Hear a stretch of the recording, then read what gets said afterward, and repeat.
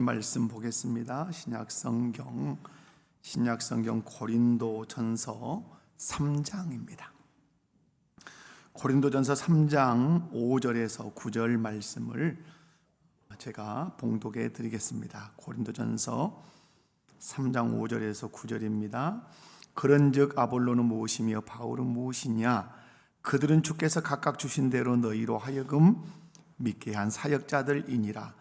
나는 심었고 아볼로는 물을 주었으되 오직 하나님께 자라게 하셨나니 그런즉 심는 이나 물 주는 이는 아무것도 아니로되 오직 자라게 하시는 이는 하나님뿐이니라.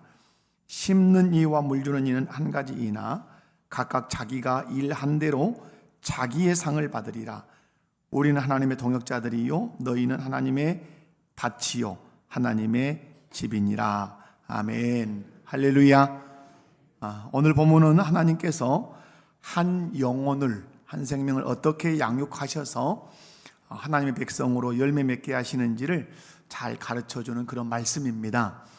이 말씀을 들으면서 나는 어떻게 지금의 그리스도인으로, 지금의 성도로 서게 되었는지를 잘 기억하시고 하나님께 감사하는 복된 시간 되시고 또한 하나님의 뜻에 헌신하기로 결단하는 귀한 시간 되시기를 주님의 이름으로 축원합니다. 본문 말씀을 중심으로 해서 일한 대로 자기의 상을 받으리라. 한번 따라서 해볼까요? 일한 대로 자기의 상을 받으리라. 이런 제목으로 말씀을 전하고자 합니다. 말씀을 살필 때 한 분도 빠짐없이 말씀에 은혜 받는 시간 되시기 바라요. 다시 한번 옆에 분들 손잡고 인사합시다. 말씀을 통해 은혜 받읍시다. 아멘. 자, 오늘 본문에 나와 있는 말씀이죠. 첫 번째로 바울처럼 복음의 씨앗을 뿌리자. 따라서 해봅시다. 바울처럼 복음의 씨앗을 뿌리겠습니다. 오늘 본문 6절을 보면 그렇게 기록하지요. 나는 심었고 라고 말합니다. 여기서 나는 누구죠? 이 고린도전서를 쓰고 있는 바울 사도 자신입니다. 바울은 말합니다. 나는 심었다. 무엇을 심었을까요? 무를 심었을까요? 당근을 심었을까요? 생명이 들어있는 복음을 심었습니다. 바울은 사람들의 심령에 예수 생명이 들어있는 복음의 씨앗을 뿌렸어요. 다시 말해서 바울은 복음을 전하면서 전도했습니다. 성경을 보면 전도하는 것을 마치 논밭에 씨앗을 뿌리는 것으로 종종 비유를 많이 합니다. 여러분, 그러나 아무리 기름진 좋은 밭이 있고 또 훌륭한 씨앗이 있다 할지라도 농부가 게을러서 그 밭에 그 좋은 씨앗을 뿌리지 않는다면 그 어떤 열매도 기대할 수 없습니다. 그런 의미에서 씨앗을 뿌리는 것은 매우 중요한 일이죠.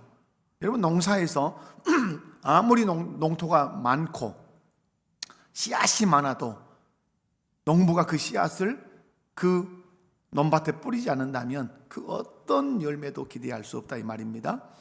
마찬가지죠. 이 세상에서 가장 귀하고 소중한 씨앗이 있다면 그것은 복음의 씨앗인 줄로 믿습니다. 왜 복음의 씨앗이 이 세상에서 가장 좋은 씨앗인가? 이 세상에 있는 물질적인 씨앗은 먹으면 썩어져서 없어지는 것입니다. 그러나 이 복음의 씨앗은 우리의 영혼을 살리고 우리의 생명을 살리고 살리되 영원히 살도록 하는 그 힘이 이 복음 안에 있기 때문에 그렇습니다. 그런데 복음의 씨앗이 아무리 생명을 살리는 씨앗이고 영혼을 살리는 씨앗이라 할지라도 농부인 성도들이 그 복음의 씨앗을 들고 사람들의 심령밭에 뿌리지 않는다면 그 복음의 씨앗은 사람들의 심령 속에서 싹이 날 수도 없고 그 심령을 하나님의 백성으로 열매를 맺을 수도 없습니다. 한마디로 아무런 역사도 일어날 수 없다는 말입니다. 그러나 복음의 씨앗을 들고 있는 우리 목포교회 성도님들이 영적인 농사꾼이 되어서 사람들의 심령밭에 복음의 씨앗을 뿌리고 또 뿌리면 그 씨앗이 어느 시간이 지나면 싹이 나고 자라서 꽃을 피우고 열매를 맺어 참된 그리스도인 하나님 나라 백성이 되게 할 것입니다. 오늘 여러분 영상을 보셨지요? 새생명 전도축제를 준비하면서 여러분이 씨앗을 뿌리면 싹이 나고 이파리가 나고 꽃이 피고 열매를 맺는데 질문이 있죠. 이 열매는 누가 맺게 하는 것인가? 누가 맺게 하시죠? 하나님이 맺게 하세요. 여러분, 이번 새생명 전도축제 기간에 여러분이 영적인 농사꾼으로 복음의 씨앗을 사람들의 심령밭에 분명히 뿌린 사람들이 있을 거예요. 농부로서 씨를 뿌린 거예요. 어떤 분은 농사꾼이어도 그 복음의 씨앗을 전혀 자기만 가지고 있지 뿌리지 않은 분도 계실 수 있어요. 분명한 것은 하나님께서 여러분이 뿌린 그 복음의 씨앗을 사용하십니다. 사용하셔서 영혼 구원이라는 열매를 분명히 맺게 하실 줄로 믿습니다. 복음의 씨앗을 뿌린다는 말을 로마서 10장 14절에서는 다르게 표현합니다. 이렇게 표현하죠. 함께 읽습니다. 그런즉 그들이 믿지 아니하는 일을 어찌 부르리요? 듣지 못한 일을 어찌 믿으리요? 전파하는 이가 없이 어찌 들으리요? 상당히 논리적인 거죠. 거꾸로 이 말씀을 설명하면 전파하는 이가 없이 어찌 듣겠느냐? 듣지 못하는데 어찌 믿겠느냐? 믿지 못하는데 예수를 구주라고 어떻게 고백하고 부르겠느냐? 그러므로 가장 처음에 출발하는 복음의 열매가 맺기 위해서 가장 처음에 출발해야 되는 게 뭐죠? 전파하는 것이죠. 여러분, 복음의 씨앗을 뿌릴 때 여러분 한 영혼을 구원하는 그 역사가 시작되는 거예요. 바울은 복음의 씨앗을 뿌리는 것을 복음 전파하는 것이라고 그렇게 증거합니다. 하나님께서는 누군가를 통해서 복음의 씨앗을 뿌리게 하십니다. 그 누군가가 누가 되기를 원하십니까? 내가 되기를 원해요. 자, 옆에 분들 손잡고 그렇게 인사합시다.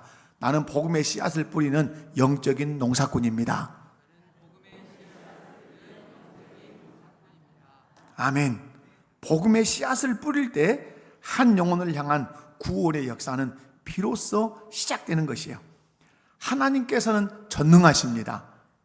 하나님은 전능하십니다. 못하실 일이 없으십니다. 이 세상을 창조할 때는 아무 것도 없는 무에서 이 모든 우주 만물을 하나님이 창조하셨어요. 하나님이 이렇게 전능하심에도 불구하고 복음의 열매를 맺게 하시는 데는 복음의 씨앗을 뿌리지 않고는 그 복음의 열매를 주님은 맺히지 않으십니다. 농사의 원리라는 것을 누가 만드셨습니까? 하나님이 만드셨습니다. 무엇으로 심든지 그대로 거둔다. 콩 심으면 콩 나고 팥 심으면 팥 난다. 이 농사의 원리는 하나님이 정하신 거예요. 그래서 하나님도 그 원리를 거스르지 않습니다. 당신이 무한한 능력, 전능하신 능력이 있어도 결코 그 질서를 거스르지 않습니다. 여러분, 한 영혼이 예수 그리스도를 믿는 그리스도의 제자로 하나님 나라 백성으로 열매를 맺으려면 하나님이 전능하심으로 하실 수 있어요. 그죠? 그러나 하나님은 반드시 어떤 방법을 선택하신다고요? 복음의 씨앗을 뿌리게 하시고, 그리고 물을 주게 하시고, 그리고 거기서 누가 싹이 나게 하시죠? 하나님이 거기서부터 하나님이 싹이 나게 하시고 자라게 하시고 열매 맺게 하신다는 사실입니다. 하나님은 한 생명이 예수 그리스도를 구주로 믿기까지 여러분이 복음의 씨앗을 뿌리기를 기대하시고 여러분이 그 영혼들에게 물 주기를 기대하시고 계신다는 사실. 사랑하는 성도 여러분, 바울 사도는 말합니다. 나는 심었고 이것이 오늘 이 시간에는 여러분의 고백이 되셔야 합니다. 한번 고백해 봅니다. 나는 심었습니다. 나는 심을 것입니다. 아멘이십니까? 여러분, 우리도 복음의 씨앗을 심어 많은 사람들을 주께로 인도하는 그런 전도자 되시기를 주님의 이름으로 축원합니다. 두 번째로 아볼로처럼 물을 주며 양육하자는 것입니다. 따라서 합시다. 아볼로처럼 물을 주며 양육하겠습니다. 여러분, 오늘 본문에 그렇게 말씀하죠. 5절에 4절 말씀도 그렇고 5절도 그런데 5절에 아볼로는 무엇이며 바울은 무엇이냐. 6절에 나는 심었고 아볼로는 물을 주었으며. 아볼로는 바울이 뿌린 복음의 씨앗에 뭘 줬다는 말이에요? 물을 주었어요.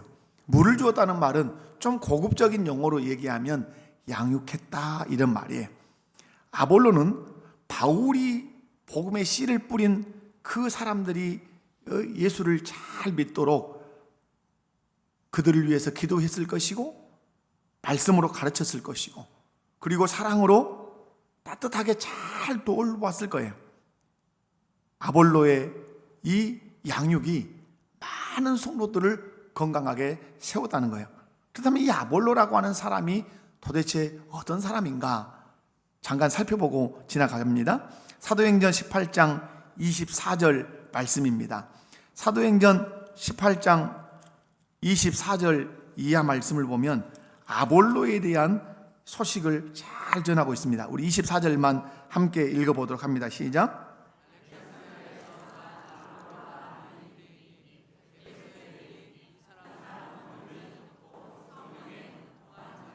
아멘.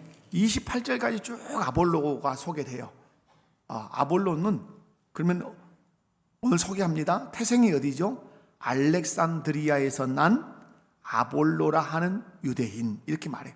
여러분, 알렉산드리아가 어딘 줄 아십니까? 한번 물어봅시다. 옆에서 분들, 알렉산드리아가 어딘 줄 아십니까? 화면을 탁 띄우니까 절대 옆을 안 봐. 제가 여러분의 참고 좀 이렇게 들으면서 아셔야 되거든요. 알렉산드리아가 지금 빨간 지점 찍어진 데가 알렉산드리아예요. 그럼 이렇게 보면 저기가 어느 나라일 것 같아요? 오른쪽이 지금 제가 보는 쪽에서는 여러분이 볼 쪽은 이제 이쪽이겠죠. 이스라엘이죠. 가자 지구가 보이죠. 가자 지구는 성경의 가사라고 하는 땅이죠. 블레셋이 살았던 땅이죠. 계속 입가시면 저기가 가자 지구죠. 이스라엘에서 이렇게 이제 빨간 쪽으로 오면 거기 이집트예요. 애굽. 저기서 이스라엘 백성이 430년 종살이했던 곳이죠. 근데 저 해변가에 지금 엄청난 관광지예요, 알렉산드리아가. 근데 여러분, 아볼로는 어디서 태어났다? 이집트 알렉산드리아 출신이에요. 여기서 났어요. 그럼 아버지가 어디서 살았단 말이에요? 이 이집트 알렉산드리아에서 살았다는 말이에요. 거기서 났어요. 그런데 피는 누구 피예요? 유대인이에요. 피는 유대인. 우리 이런 사람을 누구라 그러죠? 디아스포라, 유대인, 이렇게 말해요. 각국에 흩어져 있는 이런 사람들이 어느 날 고국으로 방문하는 때가 있죠. 1년에 꼭 한 번 정도는 방문을 해요. 어느 절기에 방문합니까? 6월절이면 비행기를 타고 막 자기 나라 예루살렘으로 들어오는 일들이 많이 있어요. 자, 그런데 이 알렉산드리아에서 태어난 유대인인 아볼로, 이 사람의 은사가 있어요. 은사가 뭐죠? 이 사람은 뭐가 좋아요? 언변이 좋고 성경이 능통해요. 언변이 좋고 성경이 능통하다는 말은 성경을 잘 가르쳤을 거다, 맛깔나게 가르쳤을 거다. 여러분, 겨울철이 오죠. 우리 어릴 때는 불을 뗐지 않습니까? 아궁이에. 그럼 아랫목이라고 하는 게 있었어요, 옛날에는. 지금은 아랫목 있어요, 없어요? 없어요. 옛날에는 아랫목 중심으로 교육을 받았어요. 어른은 아랫목에 앉고 애들은 그 주변에 앉아서 어른이 하는 얘기를 들었어요. 근데 지금은 아랫목이 없으니까 이렇게 모여서 어른 얘기를 듣지 않아요. 아랫목에 앉아서 겨울에는 뭘 찌죠? 고구마, 물고구마, 밤고구마 이렇게 찌죠. 거기다가 열무김치 착 익어된 거 그래가지고 착 감아서 한 입 먹고, 할머니가 옛날에 그러면 어째요? 우리의 마음이 옛날로 쏙 들어가요. 어떻게 옛날에는 그렇게 우리 할머니들이 이 옛날 얘기를 잘했는지 몰라요. 저희는 그 평상에서 여름에 이렇게 모기장에다 밖에 쳐놓고 자면 할머니가 꼭 옛날 얘기를 해줬어요. 옛날에. 그러면 그 상상의 나래가 막 훅이 막 펼쳐지는 거예요. 그런데 여러분, 아무리 옛날 얘기를 잘해도 뭐가 좋아야 돼요? 언변이 좋아야 돼. 이리 갔다 저리 갔다 통으로 갔다 서로 갔다 하면 종을 못 잡는단 말이에요. 말을 더듬어 보시죠. 제가 말을 더듬으면서 뭘로 이러면 어쩌겠어요? 전라도 말로 기성해서 죽어. 답답해서 죽는단 말이에요. 성경을 잘 알아듣게 하는데 중요한 것이 뭐예요? 언변이에요, 언변. 그 스펄전이라고 하는 목사님은 설교자가 언변에 능하지 않으면 설교 안 하는 것이 좋다, 이렇게 할 정도로 언변을 중요시 여겼어요. 왜냐하면 언변이 좋고 성경을 많이 알면 그걸 얼마나 잘 가르치시겠어요? 쏙쏙 들어오도록. 그죠? 그런데 오늘 아볼로 선생님은 언변도 좋고 성경에 능통했으니까 얼마나 성경을 알기 쉽게 잘 가르쳤겠어요. 우린 여기서 중요한 사실 하나 발견할 수 있죠. 한 사람이 복음을 받아들이고 예수 그리스도를 구주로 영접하면 이 사람에게 꼭 필요한 것이 있는데 그게 무엇이다? 양육받는 것이다. 자, 옆에 분들 손잡고 인사해요. 신앙생활 하면서 양육받읍시다. 그러므로 여러분, 예수 그리스도를 구주로 믿은 사람들은 주님이 부르시는 그날까지 뭘 받아야 돼요? 양육받아야 돼요. 양육이라는 말은 상당히 큰 의미가 있는 거예요.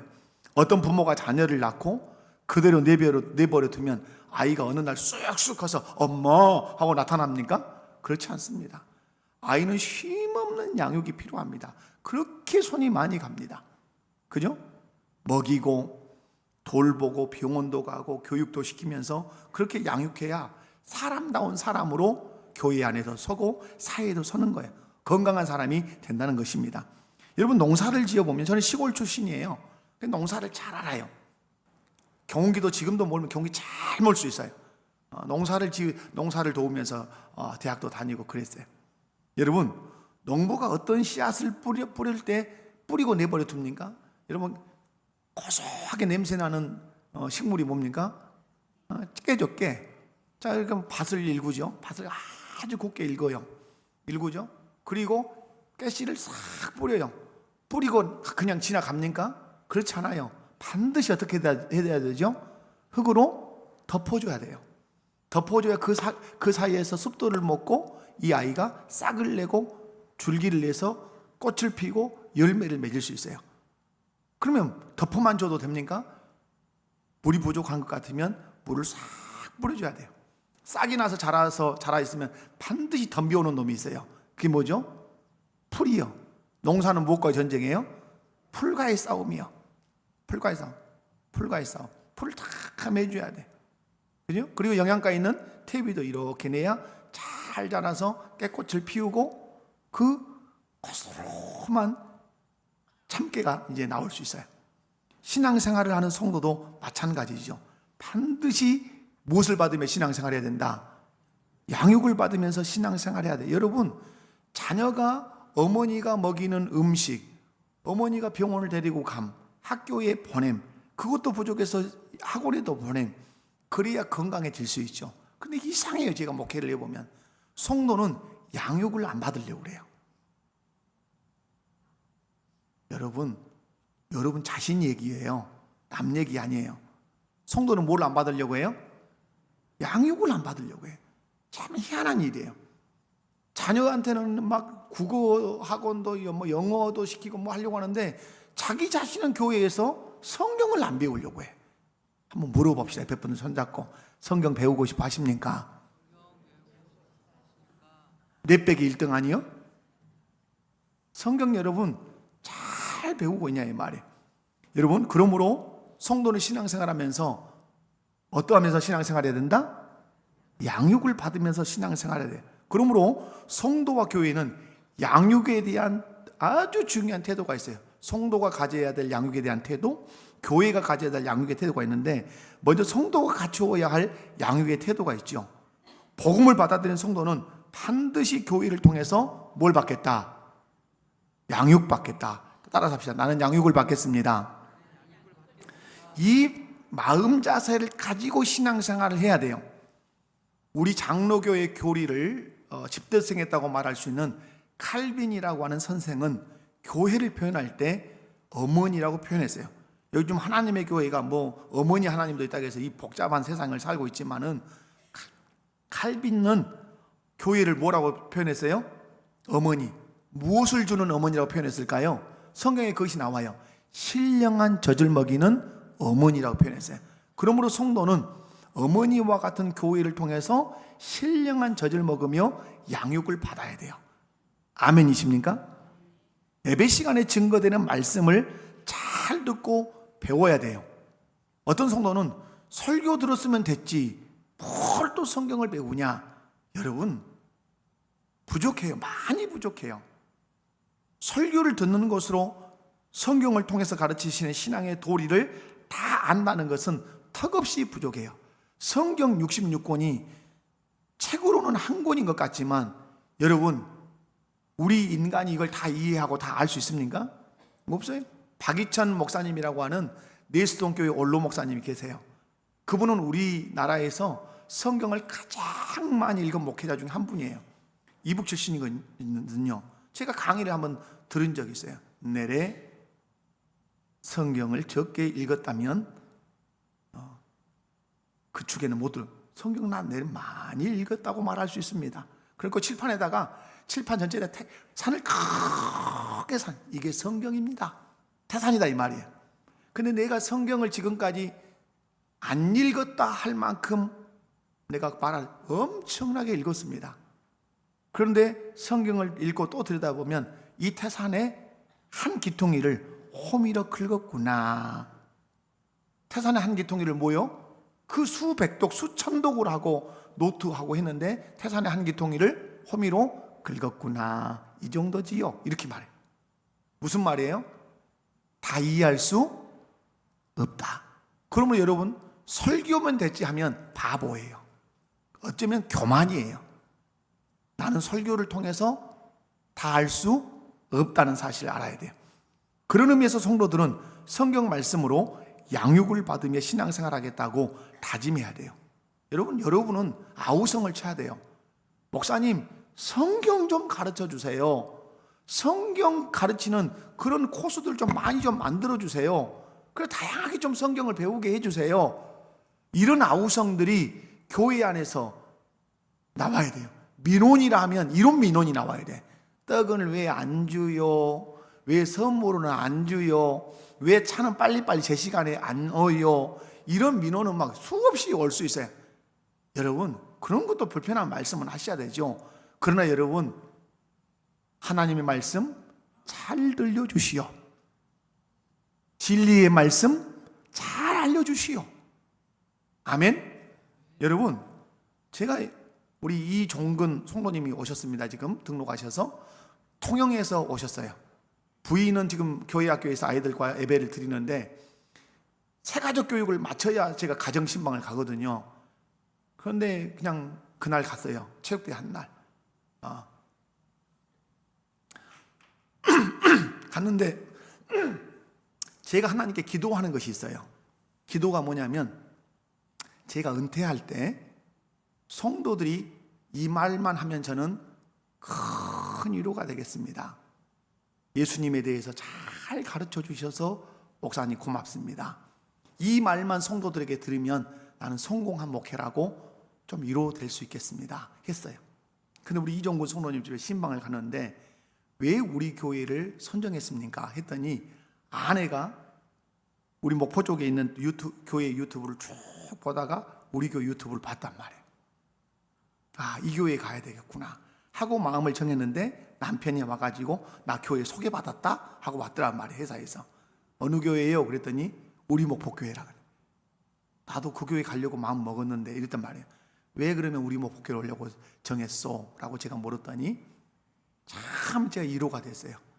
목사님의 설교가 예수님 얘기를 많이 해주어서 예수님에 대해서 그 어느 교회보다 많이 말씀을 전해서 교회를 정하게 됐습니다.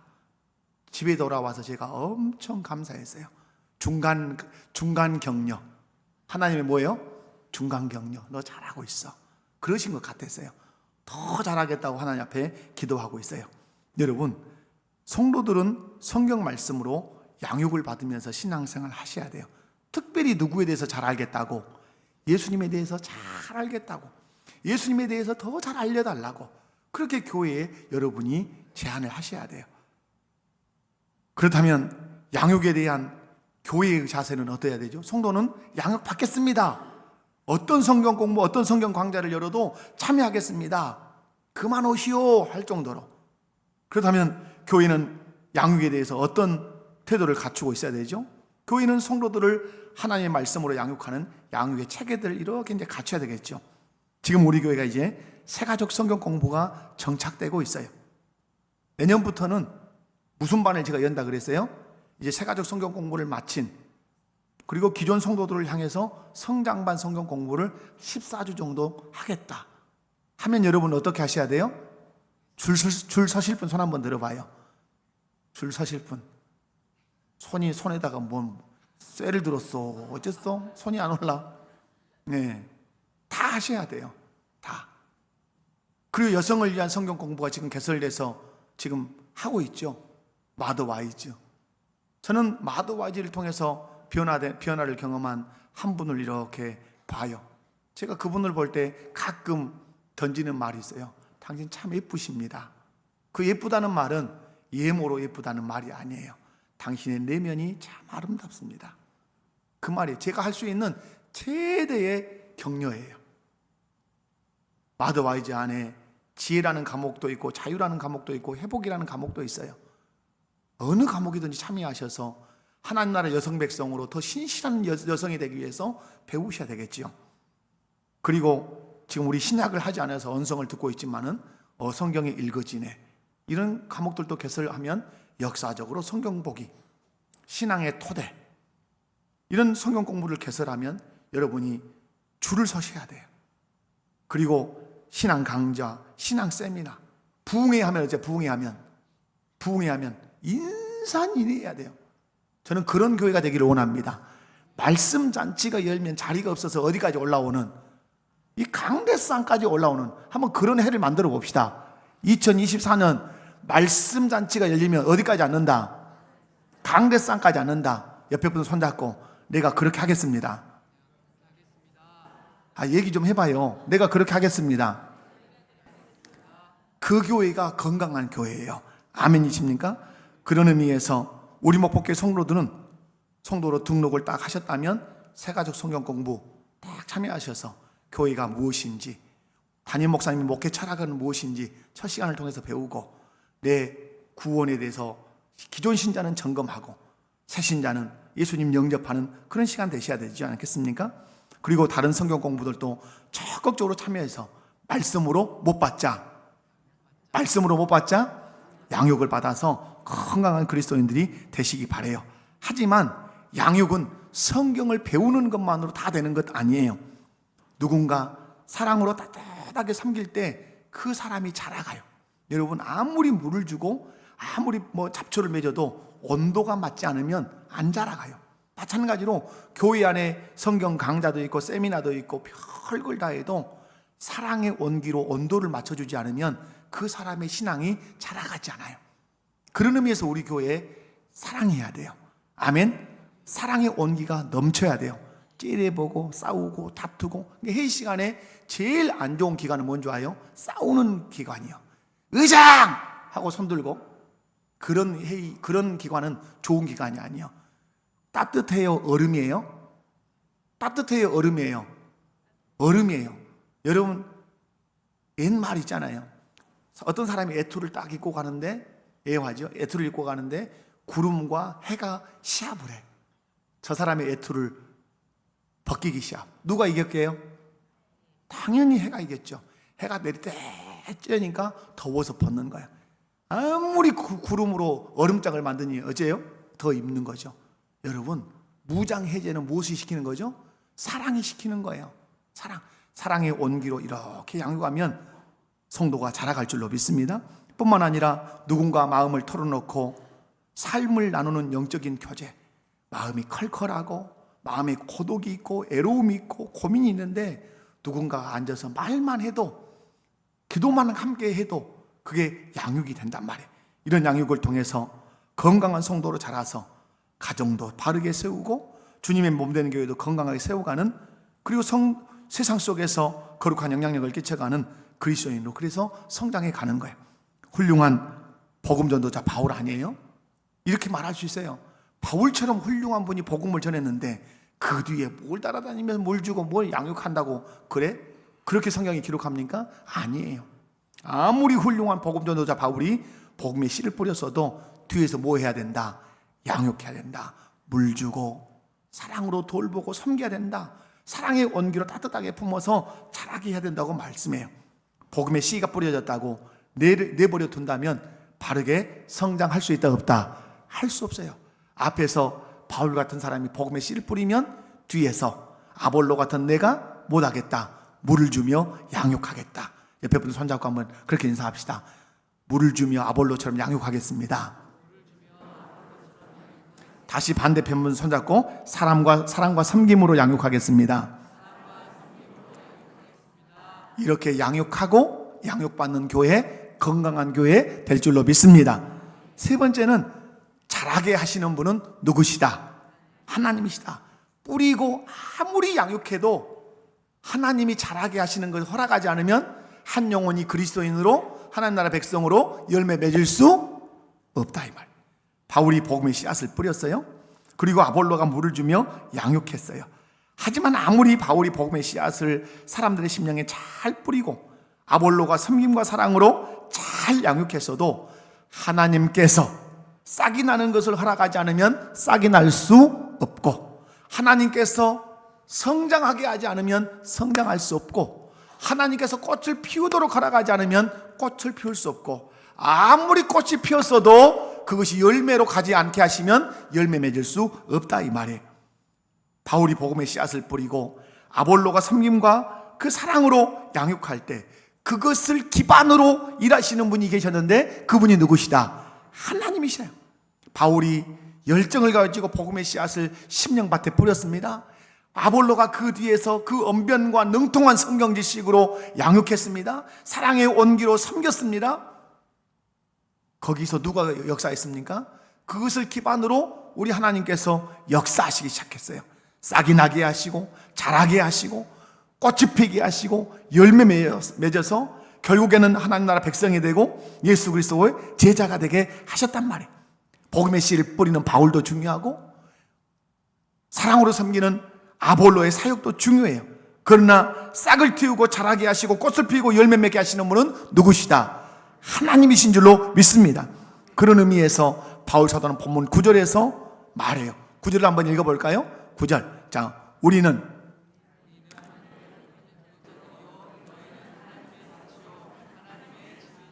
아멘. 우리는 하나님의 누구다?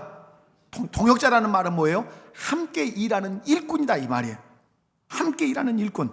여러분, 한 영혼이 주께로 돌아오는 것은 전적인 하나님의 주권이에요. 사람이 돌아오게 할 수 없어요. 절대적인 하나님의 주권이에요. 그럼에도 불구하고 하나님은 한 영혼 한 생명을 구원하시기 위해서 아볼로와 바울을 누구로 하시겠다? 동역자로 삼으시겠다. 그런 의미에서 우리 목포교회 성도 여러분, 여러분은 하나님과 동역자입니다. 하나님은 우리를 볼 때 백성이라고도 말씀도 하시고 자식이라고도 말씀도 하시지만 또 하나의 호칭이 있습니다. 너는 나의 누구다? 동역자다. 옆에 분들 손잡고 한번 인사해 봅니다. 우리는 하나님의 동역자입니다. 아멘이십니까? 하나님께서는 오늘 믿음의 사람들인 우리 목포교회 성도들을 통해서 복음의 씨앗을 뿌리기를 원하시고, 그리고 사랑과 섬김으로 말씀으로 한 영혼 한 생명을 잘 양육하기를 원하십니다. 그 결과 하나님께서 복음의 씨앗에서 싹이 나게 하시고 줄기가 나게 하시고 이파리가 나게 하시고 꽃이 피게 하시고 열매가 맺어서 하나님 나라 백성 그리스도의 제자가 되는 열매를 맺게 하십니다. 그런 의미에서 하나님은 오늘도 저와 여러분이 하나님의 누가 되기를 원하신다? 동역자가 되기를 원하십니다. 아멘. 여러분, 하나님의 동역자가 되십시오. 그래서 복음의 씨앗을 뿌리십시오. 물을 주며 양육하십시오. 여러분, 왜 절대 주권을 가지신 이분이 인간을 동역자로 삼으실까요? 전능하시니까 한 영혼을 핵심하게 하는 것은 일도 아닙니다.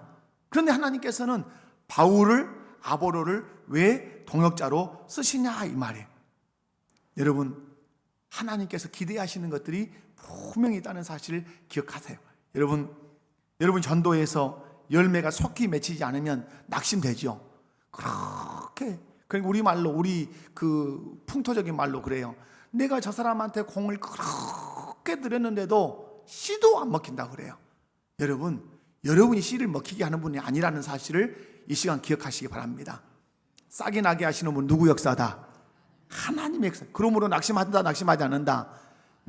옛날 김기동 지금 목사님 됐어요. 고구마 전도법 콕 찔러봐가지고 안 들어가면 무슨 고구마? 생고구마. 푹 찔렀는데 들어가면 그건 어디서 하는 말이요? 고구마를 찔 때 얘기해. 고구마를 찔 때 솥에다 넣어놓고 고구마가 익었는가 젓가락으로 콕 찔렀는데 하나도 안 들어가. 그러면 무슨 고구마? 예수 믿기 아직은 멀었어. 푹 찔렀는데 들어가? 예수 믿을 사람이라 이 말. 여러분, 낙심할 이유 있다 없다? 없다. 왜? 쌍나고 자라게 하는 건 누구 영역이니까? 하나님 영역이니까. 여러분, 열매 맺는 일은 하나님의 영역임을 기억하고 하나님께 맡기면서 전도하시기 바랍니다. 말씀 맺습니다. 하나님께서는 바울에게 복음의 씨앗을 뿌리게 하시고 아볼로에게 물을 주어 양육하게 하셨습니다. 그리고 하나님은 그것을 자라게 하셨습니다. 하나님 전능하시죠? 사람의 도움 따위 필요하다 필요하지 않다? 필요하지 않아요. 그럼에도 불구하고 바울에게 복음을 전해 전도하게 하시고 아볼로에게 말씀으로 사랑과 섬김으로 양육하게 하신 것은 하나님의 마음이 있어요. 바울과 아볼로에게 오늘 설교 제목 뭘 주고 싶어서? 오늘 설교 제목이 무엇이요? 그러죠. 하나님께서 바울과 아볼로에게 이 일들을 맡기신 것은 그들에게 뭘 주고 싶어서? 상을 주고 싶어서. 오늘 보면 8절 그래서 이렇게 말씀하죠. 함께 읽습니다. 시작. 심는 이와 물 주는 이는 자기가 일한 대로 자기의 상을 받으리라. 아멘. 이 8절에서 아주 강조한 것이 개인을 강조했어요. 각각이라는 말. 자기가 일한 대로 자기의 상을 받으리라. 여러분, 씨를 뿌리는 사람은 씨를 뿌린 대로 상을 받을 것이고 물을 주고 양육한 사람은 양육한 대로 상을 받을 거란 말. 우리 주님은 전능하셔서 사람의 도움 따위는 전혀 필요하지 않지만 아볼로를 불러 바울을 불러 여러분을 불러서 동역자로 삼아서 일하시는 것은 여러분에게 뭘 주고 싶으셔서? 상을 주고 싶으셔서 그래요. 제가 군대 생활 사땅굴 발견한 데서 했거든요. 그래서 사땅굴 발견했으니까 어떻겠습니까? 사땅굴이 확, 땅굴 얘기는 저한테 물어보면 제가 잘합니다. 땅굴을 확 북한에 뚫어왔죠. 그럼 지나다니면 땅굴을 파고 있다는 소리가 다 들립니다. 기권형 이 귀에서 다 들려요. 그럼 막 그렇게. 그런데 이제 역땅굴을 뚫어서 그 땅굴을 딱 만나는 거예요. 그래서 이제 그 땅굴이 이제 지금 관광지가 됐잖아요. 다 상을 받았단 말이에요. 근데 저는 연대 연병장에서 다 시상을 하는데 상을 못 받고 뒤에서 박수를 쳤어요. 왜 박수를 쳤냐면 그 땅굴 이렇게 할 때 다른 소대로 제가 그냥 파견 갔어요. 파견 때 된 거예요. 그래서 상을 안 주더라고. 그때 제가 이 생각했어요. 지금은 내가 이 세상에서 연병장에서 저 사람들이 받는 상을 받을 때 박수를 치지만 내가 천국에 가서는 내가 박수를 받으리라. 제가 그 결심을 군대 연병장에서 했어요. 여러분, 천국에서 박수 치는 사람이 되실래요? 박수 받는 사람이 되실래요? 박수 치는 사람이 될래요? 박수 받는 사람이 될래요? 박수 받는 사람이. 그러려면 어떻게 하셔야 돼요? 각각 일하셔야 되죠. 일 한 대로 상 받는다 했으니까 열심히 일하셔야 되죠. 복음의 씨앗을 뿌리는 일에 열심히 하시기 바랍니다. 양육하는 일에 열심 내시기 바랍니다. 주님은 여러분을 위해서 상을 예비하고 계십니다. 오늘 말씀합니다. 각각 자기가 일한 대로 상을 받으리라. 다 같이 자리에서 일어납시다. 이제 내가 살아도